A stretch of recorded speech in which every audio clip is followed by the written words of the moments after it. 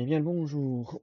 Aujourd'hui on se retrouve du coup pour faire un petit point sur l'édition de track sur Velocidrone et savoir comment pouvoir importer ces circuits, soit s'ils ont été mis en ligne par le réalisateur du circuit, ou pour pouvoir les importer ou les exporter en local pour pouvoir faire la review auprès des organisateurs de courses ou juste valider le circuit entre vous quand vous êtes en train d'en designer un.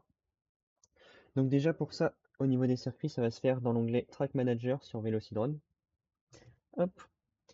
Ici, tous les listings de track, ça c'est si vous en avez déjà fait ou téléchargé en allant chercher dans toute la base de données de Velocidrone, ils apparaîtront ici. Donc pour pouvoir télécharger des fichiers de track qui ont déjà été mis en ligne, vous allez sur Download Track et en recherchant ici le nom du créateur ou le nom du circuit, dans ce cas-là, ça permet de retomber sur tous les circuits qui comportent ce mot de passe de recherche. Et si jamais vous voulez en créer un en partant de zéro, vous pouvez faire Create New Track et donc choisir le terrain que vous souhaitez ou partir sur une scène vide où vous avez juste l'herbe plate. Et sinon, si vous avez un track de base qui vous est donné en tant que template pour faire du multi-GP ou si votre club a designé le terrain de club pour pouvoir avoir, on va dire, les dimensions et caler le circuit dessus, et on va pouvoir faire Import Track. Et donc là, on voit, il détecte déjà quelques tracks qui ont été mis du coup dans mon dossier document. Et si jamais vous avez téléchargé un circuit en .trk du coup au niveau du fichier, pour avoir un template, il va falloir le mettre du coup dans ce fameux fichier document de votre PC.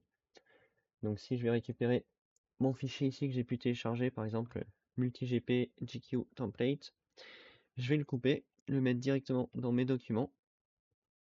Comme ça, on voyait déjà les deux premiers circuits qui étaient détectés.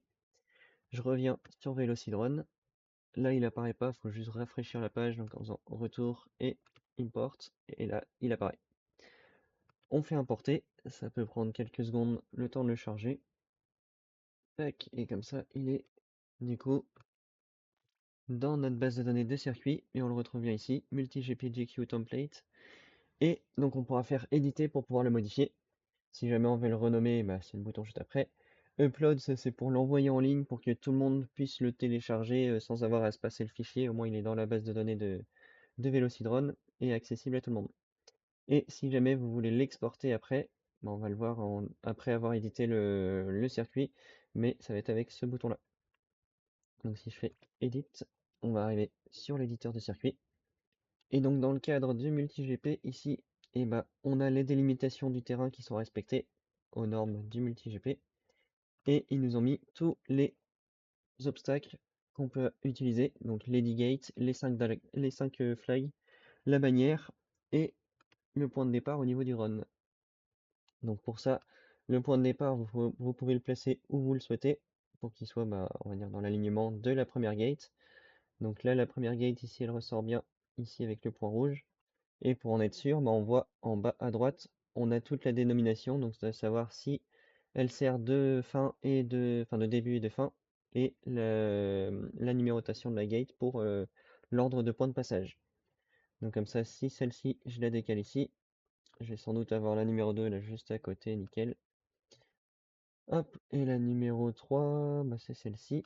Et si jamais par exemple je vais faire, on va dire une échelle, je vais la placer au-dessus, la tirer un peu. Et que par exemple, au niveau de la course, là je voulais changer l'ordre de passage et pas forcément faire la gate de départ, la gate en bas pour l'échelle, la gate en haut. Donc 1, 2, 3, mais plutôt faire le départ en bas, en haut et en bas après. Et je peux le changer en changeant la dénomination ici de mes gates. Donc là, la porte d'en haut, ça va être du coup non plus la numéro 3, mais la numéro 2. Et normalement, celle d'en bas, ça va être, tac, la 3. Et normalement, on devrait se trouver après, ça c'est la 6, hop, la 4 ici, et donc ça permettrait d'enchaîner comme ça. Et donc au niveau des obstacles, on voit à chaque fois, il y a un petit point blanc qui est associé quand on vient les déplacer. Et ça, c'est juste le point de respawn qui se trouve tout le temps après l'obstacle. Comme ça, si jamais vous tapez un obstacle dans la course et que vous êtes en mode respawn au dernier obstacle, c'est ici que ça va vous mettre.